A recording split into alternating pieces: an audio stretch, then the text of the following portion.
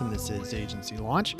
This is the show where I get to tell you what it's like to run an insurance agency. We talk about things like marketing and sales and staffing and retention and a ton of best practices. And today I have two things for you. One, I want to give you something for free. I put all my free stuff together in one asset, including some of the best resources that I have found. So there are Facebook groups, there are YouTube channels, there are reading lists, there are a ton of free assets in there, and I want it all. It's a ton of stuff. You can get a major education with all of this. So if you want to text me 208-213-8809 and just text me the word free, you will get a link to all this stuff, and it's loaded. I loaded it up, and I'm going to be adding to it as I find stuff moving forward. So 208-213-8809. Just text me free and it's yours for free. The next part is I have a guest on this episode. His name's John Powell. He's one of my friends, and he's an agency owner. He's dad at about 3.5 years, and he's freaking killing it. So anybody I know that is doing really well and they have an opportunity to come on the show, I invite them, and let's spread some information. We have a great conversation, a lot about marketing, a lot of just really good tips on how to write just a lot of business right now. John wrote $100,000 worth of premium, essentially he wrote 80% of it by himself. Well, 70% of it by himself. And then his team of 2 did the other 30%. So he's killing it, and he's doing it in a way that I 100% can get behind. So I wanted to have him on and share what he's doing, and that's what I did. So here you go. Enjoy the show. To the cloud. All right. What's up, everyone? Today's a special edition of Agency Launch, and I'm joined with my friend, John Powell, who is an agency owner for farmers down in Texas. What's up, John? What's up, Matt? How you doing, buddy? I'm fantastic. How are you today? I'm great. Thank you. Thanks for coming on with me. We've known each other for a while. We've run into each other at different locations. I really like your energy. I know what you're doing down there, and I'm going to pick your brain, and I want to know, what you're doing and how you're doing it. We're in a really tough cycle right now, and anybody that's doing well, I think it's worth sharing how that's happening. So for starters, tell me how long you've been an agent, where are you at, and how did you get into this industry? Why insurance? So yeah, great question. So been here just about 3.5 years with farmers as an agency owner. I think my go live date was March 3 years ago. So going on that 3.5 year mark. We're in Plano, Texas, so we're in the suburbs of Dallas. So that kind of puts us smack dab in Weatherville for a lot of the folks that know what's going on across the nation, especially as wind and hail is becoming such a primary topic for insurers. And, I think I am an incidental agency owner. So I spent 20 some odd years in banking. You're an accidental agency owner? Very accidental, right? Yeah. So we spent 20 years in the banking industry, intertwined with the reserve components, spent some time in Iraq, spent some time recruiting, and finished grad school. The government was nice enough to pay for that. And my wife looked at me and she goes, "You need to do something else. You're really unhappy." And my response was, "I've got 2 kids, 2 cars, a house. I'm supposed to be unhappy. That's the American dream, right? Like No. if you stay unhappy long enough, someday you get to retire." And that is genuinely like my mentality, is if you just can endure and stay unhappy long enough, someday they let you retire or you die of a heart attack, one or the other.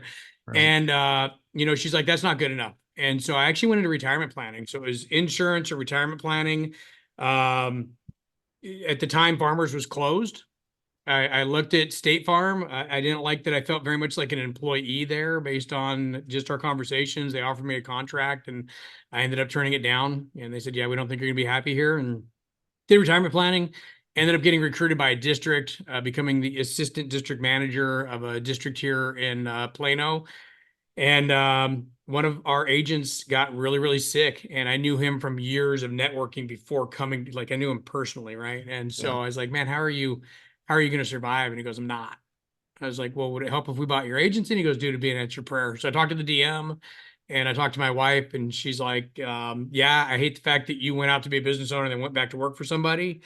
Go back out." And so we purchased this agency, and we've been trying to trying to run ever since. Yeah, that's a path.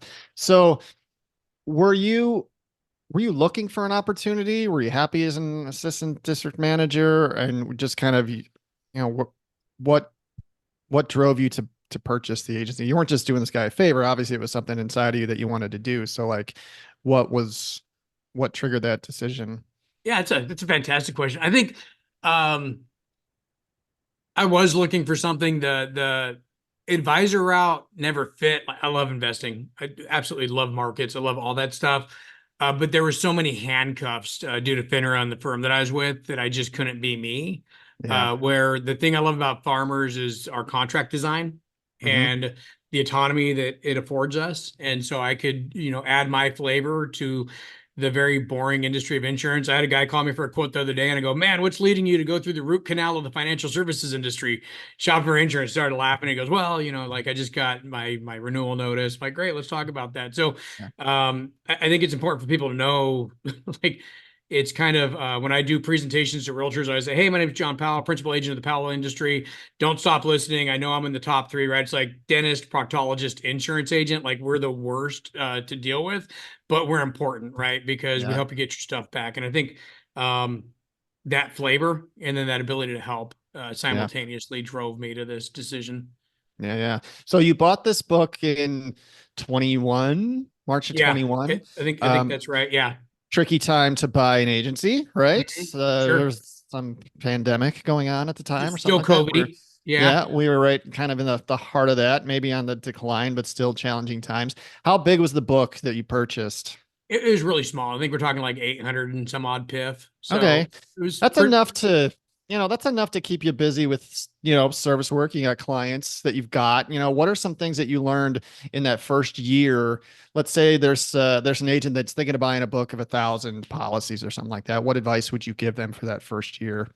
Um, I think it's important to do the things that I didn't do, like reach out to those clients personally. I hired a service person, but I think the cycle that we're in, you've done a phenomenal job of finding sticky people. I have not, right? And so that constant turnover in the service department, I think it's important to have somebody helping with the more mundane, non-revenue generating tasks. But I Mm-hmm. think that those new clients need to hear from you that you are there, that you have a direction for the agency. A lot of times, if somebody's selling their agency, I always say this is the world's biggest annuity. If they're selling it, something's wrong. Usually, I hate Yeah. to say that, but there's usually some hair on it, and so I think getting ahead of that and having that conversation with every client, whether you send them an intro video or you make a phone call, whatever the case might be, let them know who you are, what it is that you want for them as a client, and how you plan to execute and deliver on that. I did Yeah. not do that. Yeah, there's a difference to starting scratch than purchasing a book, right? When you're starting scratch, you've got one battle to fight, and that's just write new business, Exactly. until you get that book, and now you've got service. When you buy a book of business and you have clients, now you've got two main things you have to do. You still have to write business, right? You have to grow, and then secondly, you have to defend. So you got to work to keep what you've bought. At the same time, you have to go out and grow. So there are pros and cons to there's no wrong way to do it. Like scratch is a good way to go, and so is purchasing because you got cash flow coming in, but you've also brought in maybe a lump problems, or maybe you brought in definitely a different layer of work because like you said, you've got to reach out to all these people, you got to introduce yourself, and you got to make sure that they know they're going to be taken care of, and All things being equal, I'm a big advocate for scratch. yeah, I mean, especially there are some companies that are very lucrative. Some of the packages that are available, I know with our company, if you start scratch, you can make a lot of money, if you're good. You make a lot of money. And but you got to do the work, right? And all you have to do is market and sell, All you got to so do, genuinely.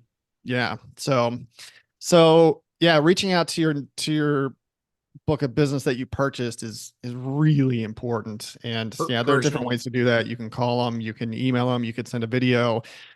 You should probably do all of those things, right? And so, yeah, you want to get those people in for review, introduce yourself, let them know that you're taken care of. Because a lot of these people, too, depending on what kind of book you bought, you might be the third agent in a short period of time, and they're going to start losing faith in the company, So some people, I was the third agent, right?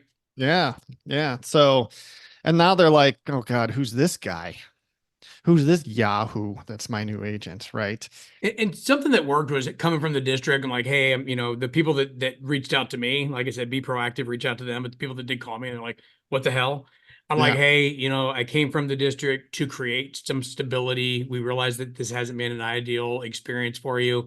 That's not what we as an agency want. That's not what farmers wants for their clients. So we're yeah, working very hard to create some stability here.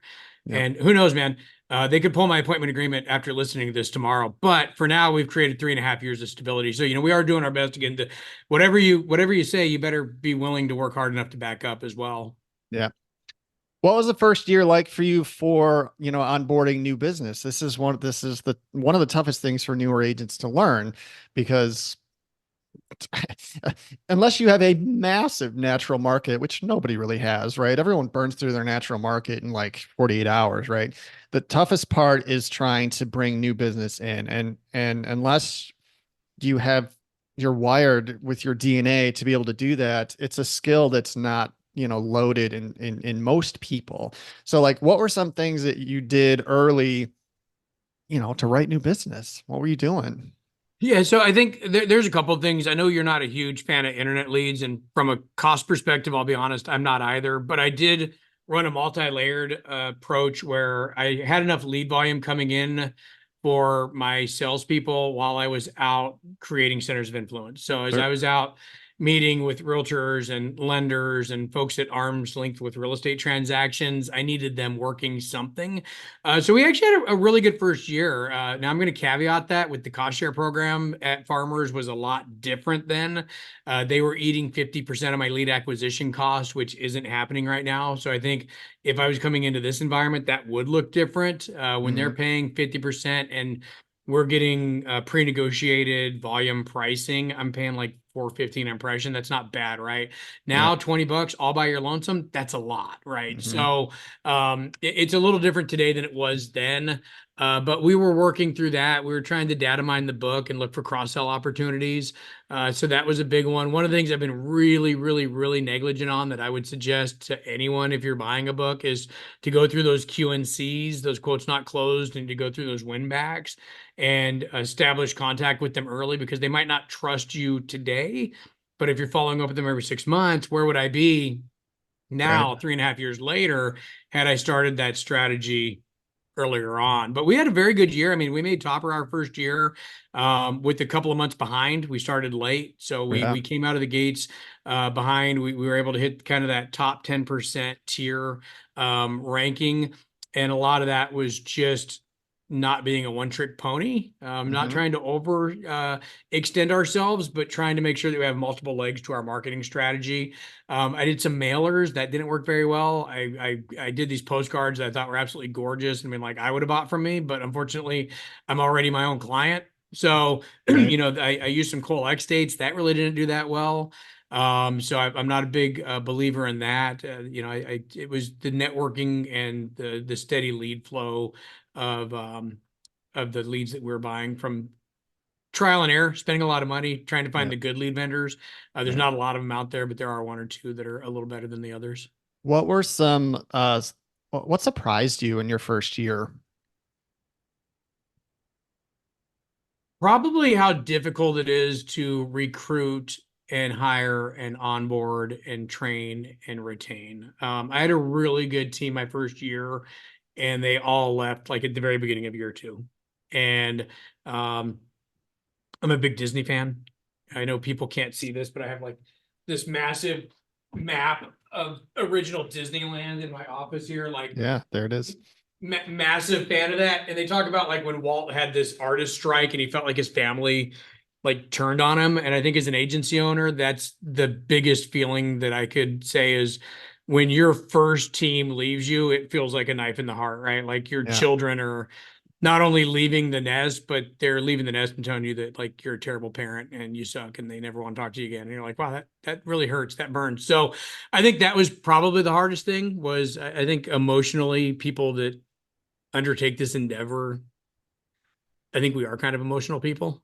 Yeah. Um, because we're here to help. I mean, people that do this usually want to help other people. So that was hard, and like not becoming callous was probably even harder. So I think that's that's a little bit of like the surprise was more the human element of being an employer.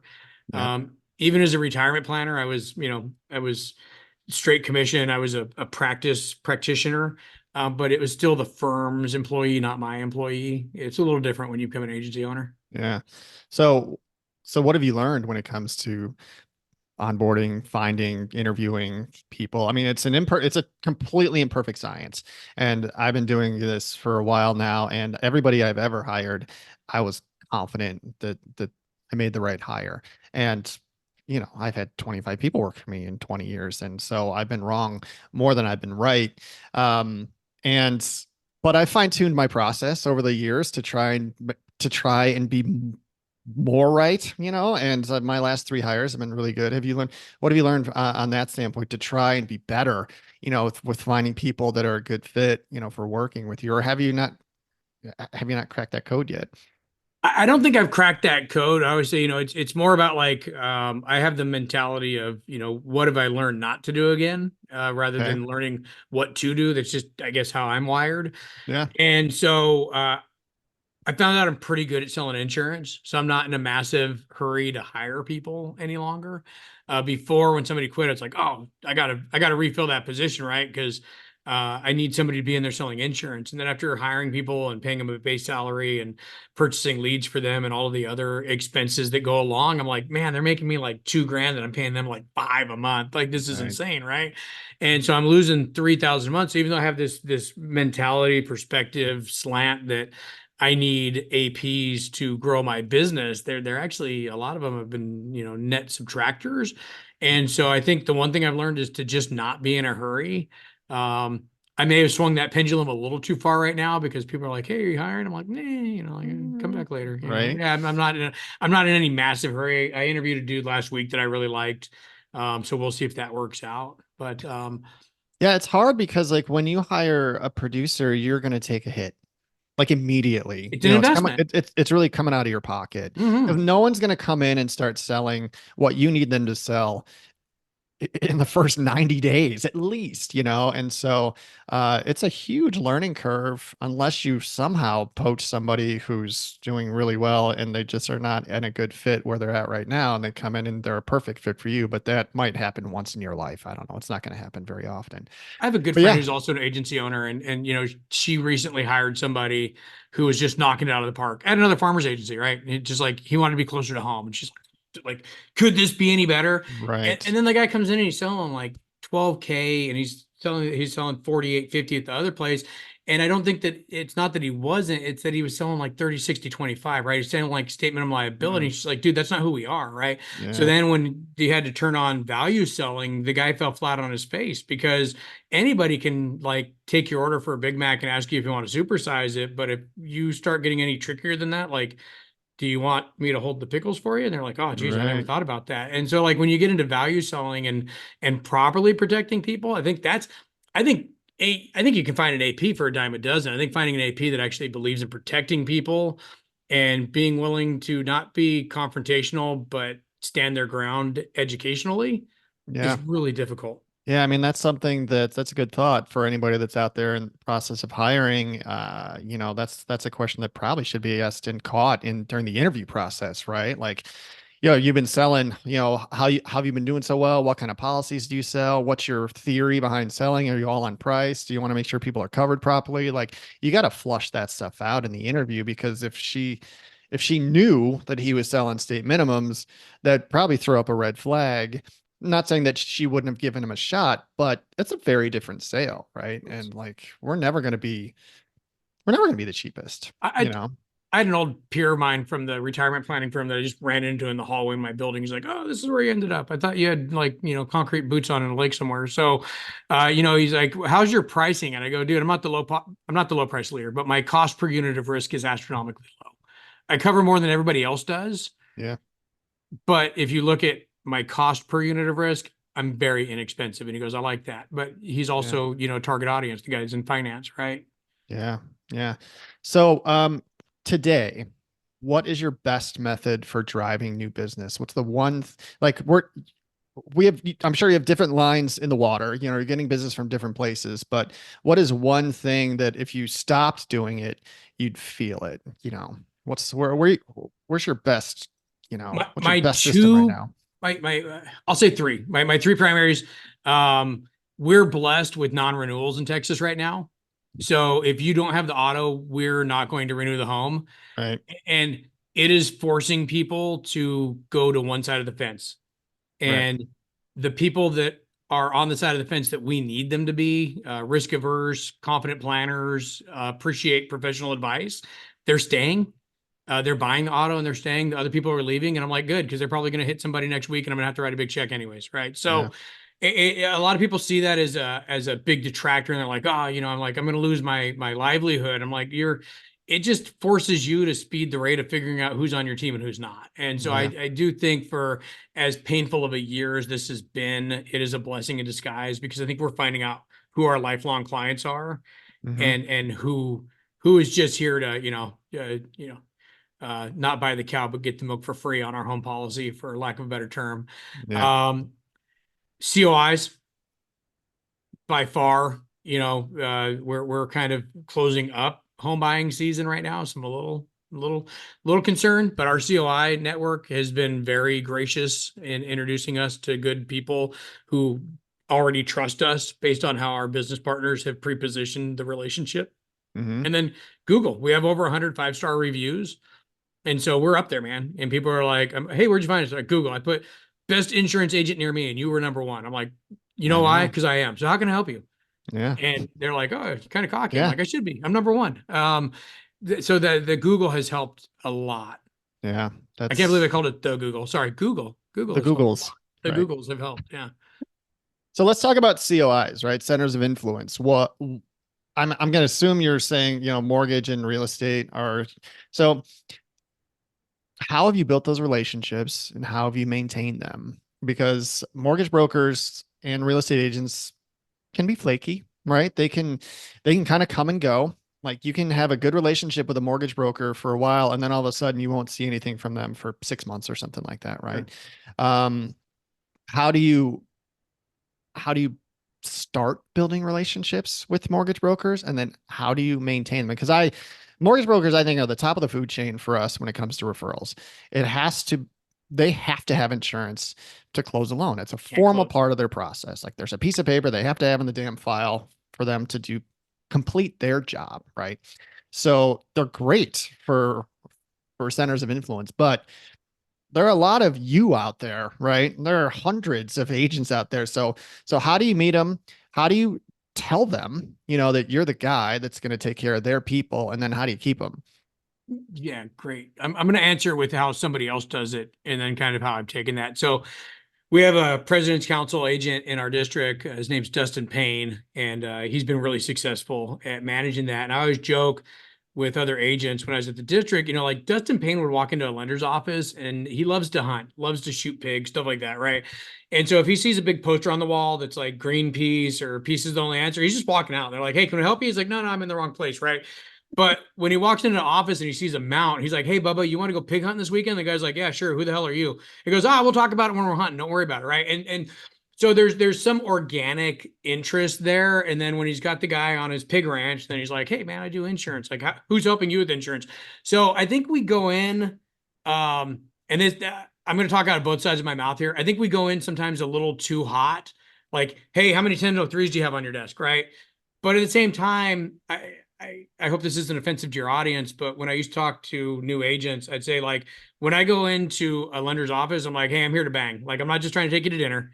Like I'm here to bang, right? So you have to balance not only what's in it for me, but I'm here to establish a business relationship. And that's I think a critical element because other professionals respect the fact that you're transparent, but that you want to develop a relationship that's mutually beneficial. So I talk a lot about clue reports. We have become so tight as an industry in Texas. If you have more than one water or weather claim in the last 3 years, we will not write you. Hmm. So you can get all the way to 3 days before closing, and the lender finally requests the CD or requests the EOI, evidence of insurance, for the closing disclosure for the CD. And it's like, oh, hey, nobody can insure this risk, right? And then it's like, Hmm. uh-oh, Yeah. now, clients lost their earnest deposit. Everybody's pissed. The realtor's never going to refer to them again.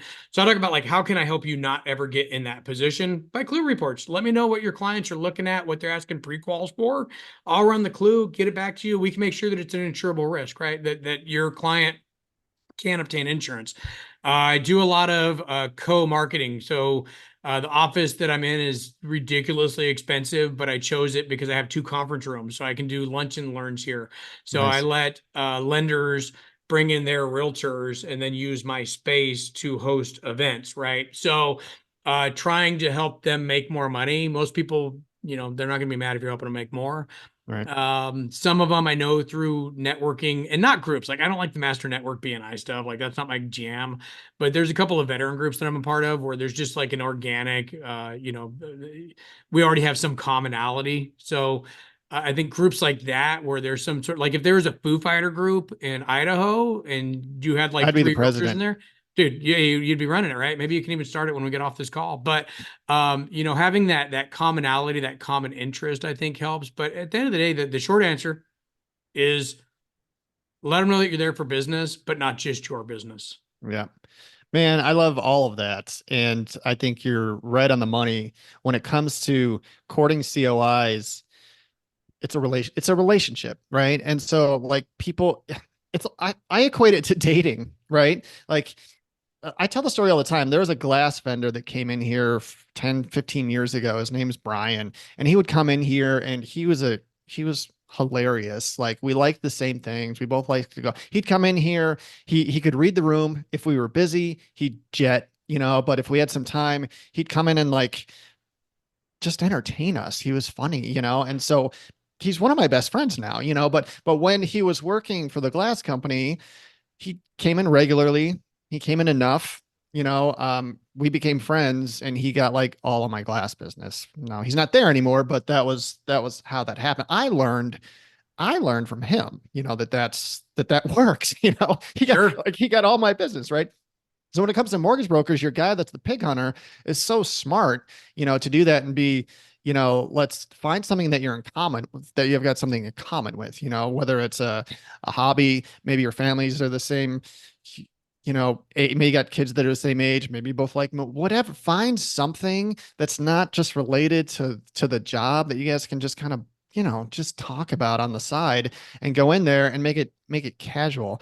On top of that, you have to prove that you're worth it. So like you said earlier, you add value. One of the toughest things about our job in courting mortgage brokers is that we have to show value. And that can be tricky because most people are like, hey, most people will lead with price. My pricing is better and I'm going to give good service. Like, well, you better give good service for starters. And like, so that means nothing. That means Mhm. nothing to those people. So you got to come in with a fresh take on what you're really going to do differently for them. They need to hear something they haven't heard before, and they need to know that you're going to be a part of their team, and then you got to back it up, so and I that's not talked to a hard lot to of, do. And all this stuff, I'm sorry, one last no, thing, all this stuff for building these centers of influence, John, it doesn't cost any money. It costs $0, to do this kind of, I mean, if you want to take them hunting, you want to take them golfing, whatever, it costs you $100 or something like that. Is that worth it? Uh-huh. oh my God, But it's beyond. not, you don't have to buy a $5,000 system and give these people leads that don't work anyway. Like you don't have to do this stuff. It's just go out and be friendly, and do your job really well and say what you're going to do and then do what you're going to say. I mean, like that's it. It just takes time. You got to get out of the office, go have some coffee, go have a meal, go do something you guys both enjoy, and and collect mortgage brokers like baseball cards or whatever. Let's how many can you get that are sending you business, because it can change your life. Oh my God. If you have 10 mortgage brokers sending you business every month, it can change your life. 10 sending you four, you got 40. You know, Oh my God. that's Yeah. amazing. You hit 2 points. So one is, I refer to it as differentiating yourself in a sea of sameness. So like, how do you Yeah. Yeah. stand out? in that market. But like today, I'm doing a 2 o'clock class on overcoming objections for realtors. So they're newer realtors. They're just getting hammered. They're getting pelted. I don't know who's going to win the election. I don't know what's happening with interest rates. I don't know if my home value is going to go up. I don't know if my home value is going to go down. Right. And so, how do we overcome those objections? So they said, "Hey, you're really good at getting punched in the face. Can you help us?" I'm like, "Yeah, absolutely. I've got time on Wednesday. What works for you?" They're like, "2." I'm like, "Let's jump on Zoom. We'll do a class about it." So again, I'm not out buying internet leads for them. I'm teaching them to be more efficient and effective with what they're already doing. Yeah. So I have not had as much success with realtors and mortgage brokers because that's not a part of their formal process. You have to train your realtors to refer to you, right? And so, how have you had success doing that? How do you get them to make you a part of their process? Because that is not an organic part of what they do. They're doing their thing, they're showing houses. They have to remember to get your name out of their mouth to a client that's going to buy a house. How do you encourage that with realtors? Name out of your mouth, and I picture Will Smith slapping Chris Rock. But very traumatic American Yes. event. Yeah. Uh, so a lot of it's been accidental, if you will. It's been arm's length. So one of the realtors that I picked up, no one would insure her client, like nobody. And we were able to get it done. And even our rate was a little high. When I say a little, like way freaking high. And I shopped them through the secondary market through Craft Lake, our broker affiliate, and no one wanted to touch it with a 10-foot pole there. And I mean, these are like the non-admitted carriers that will insure anybody. And they're like, nope, no thanks. And farmers wanted to do it. And they're like, that's a little high. And I was like, well, it's kind of that or homelessness. Which would you prefer? And they're like, okay, let's do it. I'm like, cool. And so now this realtor's like, hey, you saved my bacon. You're my new best friend. Yeah. And so there's been a lot of that. And then presenting, so co-sponsoring some events with title companies to present and stand in. It's like, to your point, it's $100. I pitch in on the lunch and I Yeah. get 10 minutes of FaceTime. I'm Yeah. like, hey, this is who I am. This is what I do. And really hammering that clue report, as generic as it sounds. I'm like, regardless of the side of the transaction that you're on, right? Because if you're the listing agent and your client forgets to list that they had a claim, how much is that going to torpedo your deal? And they're like, it's going to absolutely put it in the grave. I go, exactly. Right. And then, or if the home's uninsurable and they just can't sell it, like literally nobody can get financing to buy the damn home. Like, I want to buy your home. I can't. The bank won't give me the money because I can't insure Yeah. it. And then if you're out writing multiple offers, wouldn't you rather know whether or not that offer is worthwhile and that the home can be financed because it can get insurance? Or would you rather just put in 600 offers and then every one of them, because we're in North Texas, had some kind of claim for a burst pipe and a hail claim? So that's two in the last 3 years and it's ineligible for underwriting. And they're like, yes, I want that. So it's about making them more efficient. It's about making them more educated. It's about providing them with more intelligence data. So they're part, you're a part of their due diligence, really, is what's happening, right? So It's a they will, part of their you will process, right? tell them, at some point, you're like, hey, we got a claim here. It's a problem, or something like that. Or you can be like, you know what, we're in the clear here. We're gonna Looks go. So I great. mean, that's great because you're definitely giving them some value just by clearing that up. Because yeah, you're right. Some of that stuff is hidden. Some of that stuff's not disclosed, and that sucks. But if you can uncover that earlier, then you're not up, up against the gun when it comes to when you're staring down closing and you're frantic with trying to find something because all of a sudden you found one or two claims and you're like, this whole thing could fall apart. So you could, yeah. So that's being part of their due diligence is really smart. And we're not So the how, only one. Somebody told me the other day Allstate won't insure with any right now. And I don't know whether that's true or not, but that was someone who we onboarded last month. He's like, I'm an Allstate client and they won't insure my new home because I had a claim on my old home. yeah, I'm like, well, there's double jeopardy when it comes to home claims. And we went through the whole thing and I won the business because I was the last yeah, man standing. yeah. I'm doing something next month. I reached out to a company that I don't even have any insurance with. And this is a marketing company, small marketing company in town, but I interviewed her on my podcast and I'm just staying in her orbit, like they run a really good business. I like her. I like her team. I've been in her office a few times and I was like, hey, how about I bring, she's got like 6 or 7 people on in her office. It's not big, but they're all younger, they're all probably in their 20s. Like they're getting married, like they're they'd be good clients for me, They're living right? Like life. Yeah, they're they're getting going to life need life started. insurance, stuff like that. So I said, hey, Shonda, how about I see what you're doing out there. I really like what you're doing. Would you allow me to bring you guys lunch? And I can, and I said, full disclosure, I'm like, I'm going to bring up some insurance. We're going to talk a little insurance, right? So I said, and we can do it any number of ways. Like you guys can, ask a handful of questions. I could talk some FAQs, just give some good advice on what it's like to be, what you should look for if you're a first time homeowner, or what you should look for in auto insurance, or just, how to figure out how much life insurance you need or something like that. And we'll keep it really light, keep it really casual, maybe open it up for some questions or something like that. And we'll, have some sushi and just talk shop or something like that, but really casual. And she was all over it. She's like, absolutely, come on down. And I booked it. We're going to go on September 12th or something like that. I'm going to build some relationships, hopefully uncover some business. And what a fun way to spend a couple of hours, right? I mean, I think, and this is a marketing company, like I'm just, if you insure any businesses, and I don't even insure them yet, but hopefully this will lead to something like that. But yeah, if you insure businesses that have employees, it's a great way, to thank them, for choosing to insure with you. Go in there, feed them some pizza or whatever, just be casual, talk a little bit of shop, and then before you leave, is there anything I can do for any of you guys, or something like that, and then try and, you know, let your charisma do what it needs to do to earn some business, right? So, The yeah, interesting thing about insurance, when I'm doing an intake, right, I go through the old forks. I'm like, hey, tell me about your family, and then what do you do for a living, and what do you do for fun when you're not doing yeah, that? And then I go through as I'm putting this proposal together for you. What concerns do you have about your insurance? And like almost without fail, it's I don't know. Like I don't yeah, even know how to answer that question. I'm like, well, a lot of people are concerned about their roof. A lot of people are concerned about water damage. And I kind of go through some of the things and they're like, yeah, I guess I'm concerned about all of those. And when you do this for a living, you forget that like this is such an abstract concept. I tell people all the time, look, man, you buy whatever is cheapest because it's like you put it under your pillow and you pray to God that the insurance fairy doesn't come to collect. But at some point in time, he does, and you need to have the right coverages when that time comes. And they're like, oh, I never thought about that because some stupid lizard told them it doesn't matter, but it does. right, yeah. All right. So you wrote a lot of business last month, right? You had a good month, right? I Your had a best decent month? one. Best month ever. Yeah. And what's your team look like today? So I've got my wife is running the service side of things. I snatched out 18 years of teaching to create stability, and then we Mm-hmm. hired Jill. Jill is what I would consider like our straight service person.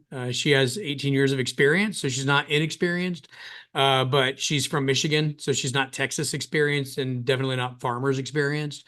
Mm-hmm. So she's still kind of learning the ropes, and then myself as I guess chief fry cook, as they say over at Cane's, right? I'm the head fry cook over here. Yeah. So there's three of you there, and there's one of you, that's primarily marketing and bringing in new business. Now you've got your other two that you've trained well, sounds like, to look for opportunities and to cross sell, right?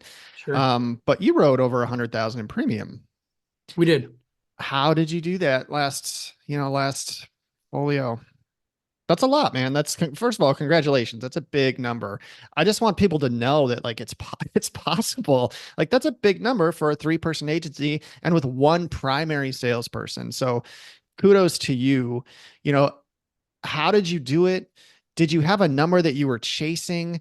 Are you someone that's so goal oriented that you're just going to hit whatever number you put in front of you? Like walk me through your sales mentality, and how you're achieving these numbers because it's really impressive. Thanks. So I had a couple of months ago two salespeople, and I should say I had two people in sales roles. Let me Right. reverse that, right? I had two people in sales roles, and the month that I had both of them, I think we did like 68,000 in premium, but that was service, them, and me, right? So that's kind of like Yeah. four people with their hands in the pot of selling. And so my goal was to just show that we could sell the same amount of insurance without salespeople. Like that was my goal. I'm like, hey man, if I do 68K and I'm not paying base salaries and marketing expenses, then that's a win. Like that it was just a personal confidence booster, I guess. It's like Yeah. going up to somebody at the bar and saying like I'd never really date that person, but if I can just get their phone number, I can go home tonight and be like, hey, I still got it, right? So like Yeah. it was just that I want to know that we can hit that number. So we hit that, and then we were still running with, like 10 days left in the folio. And I'm like, hey man, I wonder if we could do, match our best month ever, which I think was like 84. And so I'm like, yeah, we hit that. I'm like, oh my God, how far can this thing go? And it's important to know too, Katie was gone for 2 weeks last month, 1 week of the prior folio sales month, and then 1 week of this one because she was out at the Philmont Scout Ranch in the woods backpacking with our oldest kid. So it's really just Jill and I, and Jill was just like grew multiple hands and was just, taking the phones, doing intake sheets. We still use like old school intake sheets, even though we have Yeah. agents and everything else, but I still love paper because a guy named Brett Vance beat paper into me. And so, she's doing the intake forms, and then I'm going through the sales process with him, right? And I think there's there's a couple of things. I did one where it's like a $10,000 household, and I'm like, there's no way in hell this guy's buying this. No way this guy's buying this policy. But you know what? Going to present anyways.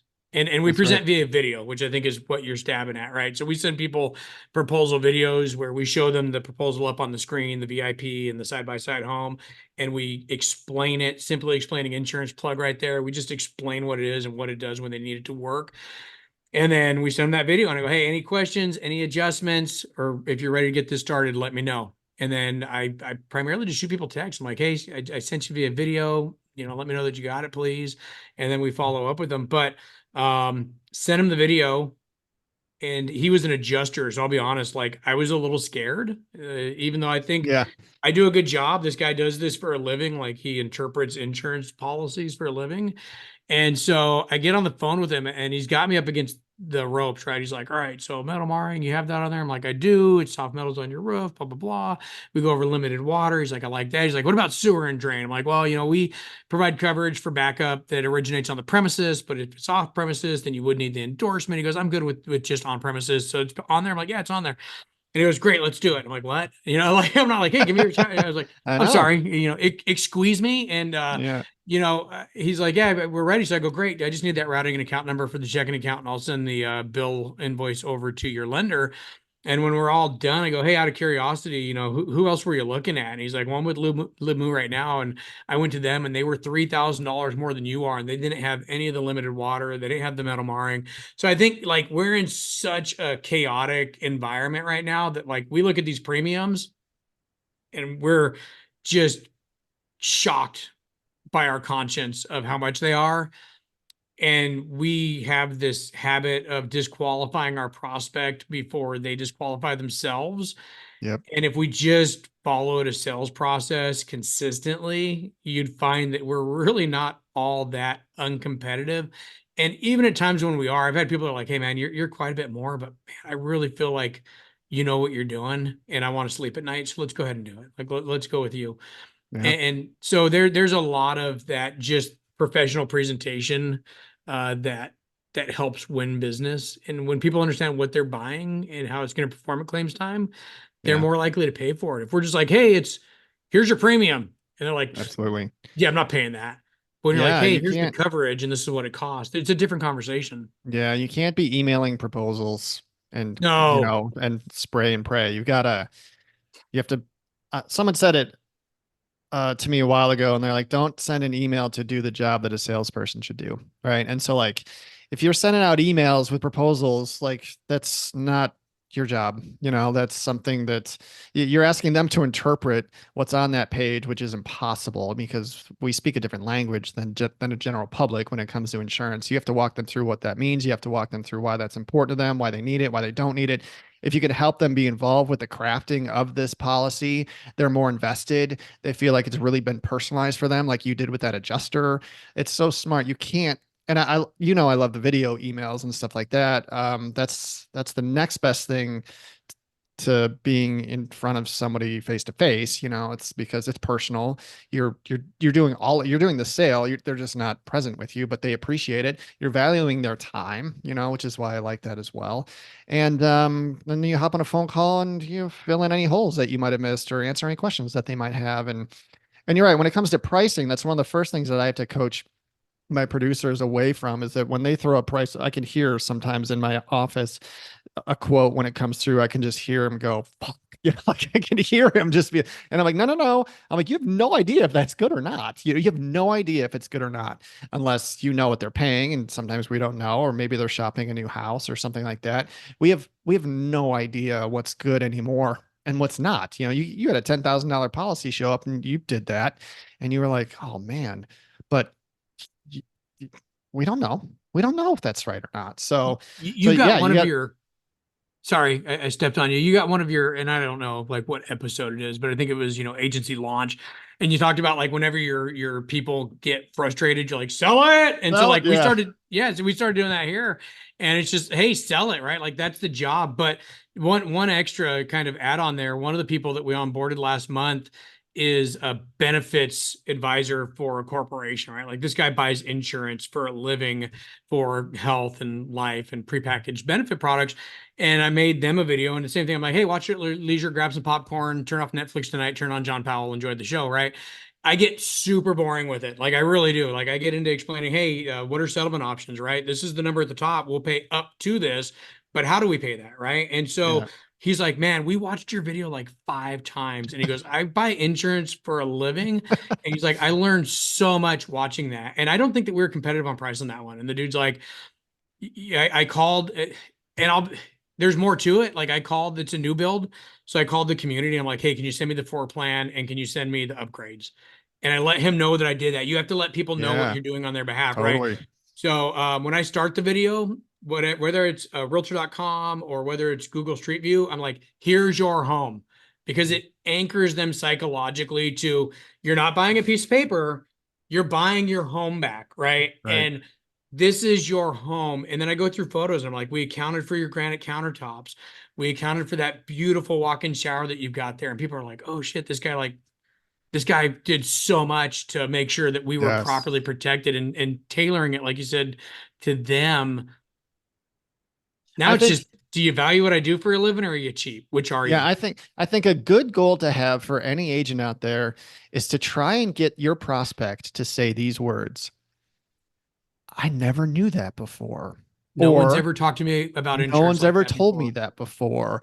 No one's ever taught me that before. Like you should try if you can get those words to come out of a prospect's mouth, your closing ratio just leapt, to whatever number it's going to be. But I love hearing those words because it just means that you've immediately built trust. Just it does not take a lot to build trust. It doesn't at all. You can build trust with someone in 5 minutes. You can make them laugh. You can teach them something new. Like they will trust you. Okay.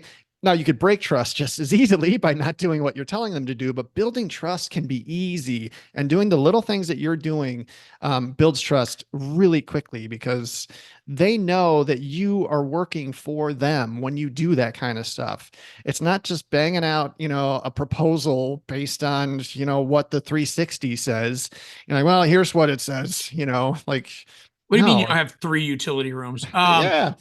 I mean, and And it that does, how much effort does that take, John? 5 minutes, it eight doesn't. I mean, I minutes, blow through quoting and I really do because once you develop that muscle memory, you can go through pretty quickly, but that's it, right? I mean, that to me, that's the job is I tell folks when they start complaining about rate, I go, look, my job is to make sure that you have the right coverage and then to get it as inexpensive as humanly possible and then keep you as a client forever. And I tell people, I'm like, dude, I make like 9% on auto, I make 10 on home. Your home policy, yeah, it's $4,000 a year. It's not inexpensive, but of that, I'm making like $30 a month. That doesn't even pay my phone bill. Like, trust me, I'm not trying to gouge you. I'm trying to get you taken care of properly, and then I'm trying to make you my client until the day one of us dies, right? because that's the only way I make money. I only make money if you stay. Yep.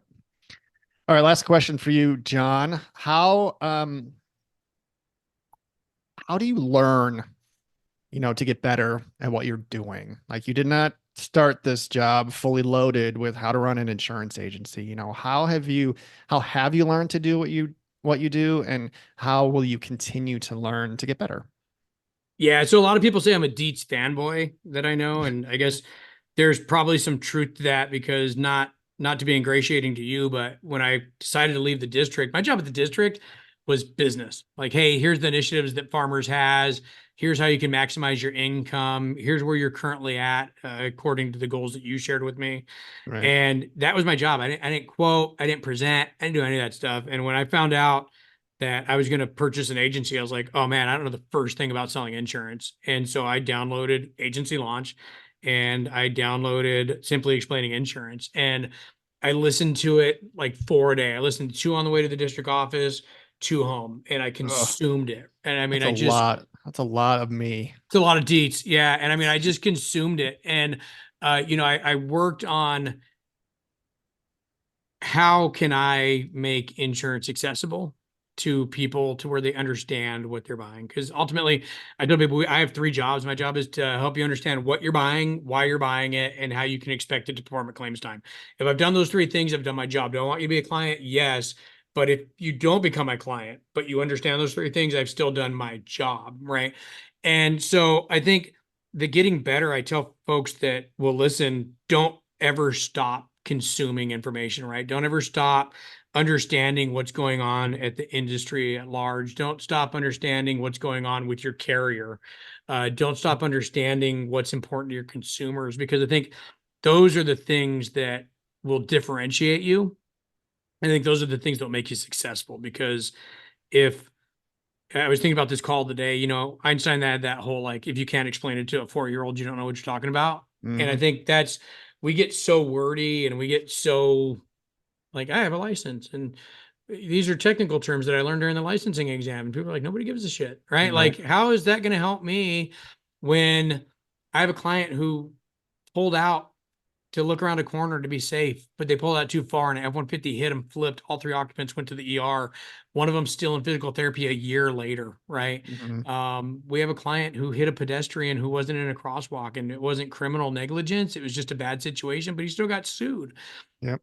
Those are the things that we talk to people about. Like, do you need an umbrella? Yes. Like, Hmm. yes, 100%. Yes. And do you need life insurance? I say, I don't know. There's two things that are certain in life, right? Death and taxes. And if you have a permanent life insurance policy, it solves for both of those. Hey. You get to pass the money tax free and when you die, right? So, like, Yeah.